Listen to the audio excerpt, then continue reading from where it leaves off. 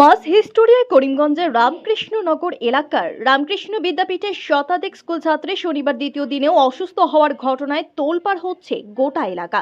শনিবার থেকে ছিল রামকৃষ্ণ বিদ্যাপীঠের গুণোৎসব। সেই মতো ছাত্ররা বিদ্যালয়ে আসে যথাসময়ে। ইভ্যালুয়েশনের জন্য নিয়োগ পাওয়া ইভ্যালুয়েটররাও আসেন। গতকালের ঘটনার যাতে পুনরাবৃত্তি না ঘটে এর জন্য স্কুল কর্তৃপক্ষ সংক্ষিপ্ত করেন অ্যাসেম্বলি। এরপর ক্লাসমুখ হতেই ঘটে একের পর এক ছাত্রী অসুস্থ হওয়ার ঘটনা। শ্বাসকষ্ট, বমির ভাব, মাথা ঘোরানো ইত্যাদি একের পর এক উপসর্গ দেখা দেয়। স্কুল কর্তৃপক্ষ খবর দেন হাসপাতালে।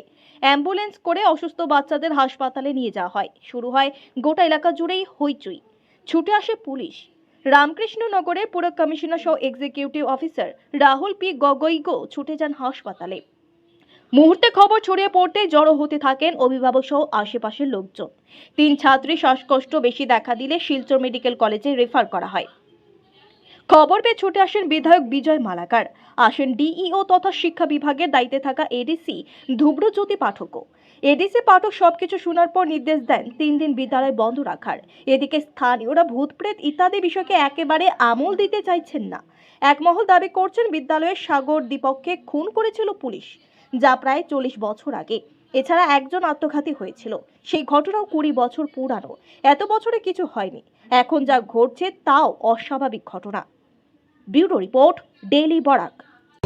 ছাত্র হিসাবে আমরা সকল এখানে রামকৃষ্ণনগরের যত প্রাক্তনী আছেন সবাই আমরা গিয়েছিলাম রামকৃষ্ণ বিদ্যাপীঠের প্রিন্সিপাল স্যারের সাথে দেখা করতে, কথা বলতে, কারণ আমরা জিনিসটা জানতে ছিলাম যে ব্যাপারটা কি। রামকৃষ্ণনগর বিগত 2 দিন থেকে, রামকৃষ্ণ বিদ্যাপীঠের বিগত 2 দিন থেকে যেভাবে ছাত্ররা মানে অজ্ঞান হচ্ছে সেটা নিয়ে হাহাকার পরিস্থিতি রামকৃষ্ণনগর বিদ্যাপীঠে। রামকৃষ্ণনগর এলাকায় হসপিটালের বেড নেই, হসপিটালে অনেক ধরনের অসুবিধার সম্মুখীন হতে হচ্ছে সব স্টুডেন্টরা। ঠিক আছে, অনেককে রেফার করেছে, আজকে 2 জনকে রেফার করেছে, কালকে 50 জনের মতো মানে এই রোগে আক্রান্ত হয়েছে। সবাই বলছে, ডাক্তাররা যারা বলছে এটা রোগ, এটা গণহিস্টোরি বলে একটি রোগ। এইটার কারণে ডক্টররা বলছেন।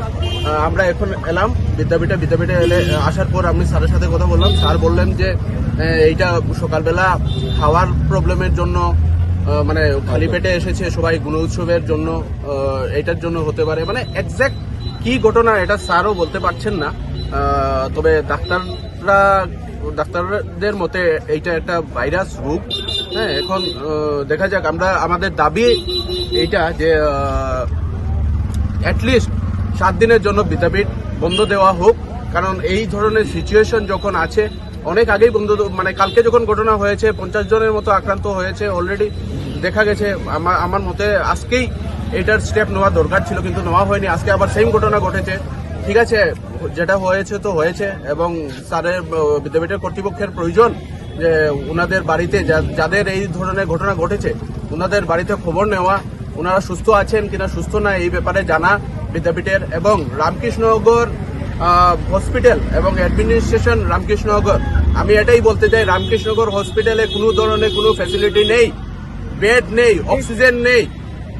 মানে আমাদের রামকৃষ্ণনগরের অনেক মানে গরিব মানুষ আছে যারা ট্রিটমেন্টের জন্য বাইরে যেতে পারছে না, কিন্তু রামকৃষ্ণনগর হসপিটালে এই ধরনের কোনো ফ্যাসিলিটি নেই। আমরা অনেক ধরনের অনেক কিছু রামকৃষ্ণনগরে চাই, কিন্তু হসপিটালের ব্যাপারে কেউ কথা বলে না। রামকৃষ্ণনগর হসপিটালে অক্সিজেনের অভাবের জন্য স্টুডেন্টরা আজকে অক্সিজেন নিতে পারছে না, অক্সিজেন সিলিন্ডার নেই রামকৃষ্ণনগর হসপিটালে দেওয়ার মতো।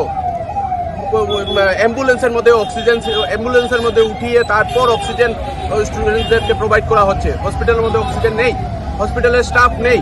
এখন এই ধরনের একটা এত বড় মানে একটা ইমার্জেন্সি রামকৃষ্ণনগরের মধ্যে ঘটেছে দেখে আজকে আমরা জানতে পারছি যে রামকৃষ্ণনগর হসপিটালের কি অবস্থা। না হলে আমরা জানতেই পারতাম না রামকৃষ্ণনগর হসপিটালের কি অবস্থা আছে। আমি এটাই ইয়ে করব আমাদের লোকাল এমএলএ বিজয় মালাকার দাদাকে, এবং আমাদের যারা অন্যান্য অ্যাডমিনিস্ট্রেটিভে আছেন অফিসাররা, ওনাদেরকে বলবো রামকৃষ্ণনগর হসপিটালে বিশেষভাবে নজর দেওয়ার জন্য। এবং রামকৃষ্ণনগর বিদ্যাপীঠকে বলবো যদি কোনো ধরনের যে ঘটনাটা ঘটেছে এইটার সুবিচার যাতে হয় স্টুডেন্টসদের, যাতে কোনো ক্ষয়ক্ষতি না হয়। যদি কারো ক্ষয়ক্ষতি হয়ে থাকে ওইটার মানে দায়বদ্ধতা মানে বিদ্যাপীঠ কিভাবে নেবে, বিদ্যাপীঠ কর্তৃপক্ষ জানবে। আমরা এটাই দাবি করবো 7 দিনের জন্য বিদ্যাপীঠ বন্ধ থাকুক, যতক্ষণ পর্যন্ত সিচুয়েশন ঠিক না হচ্ছে।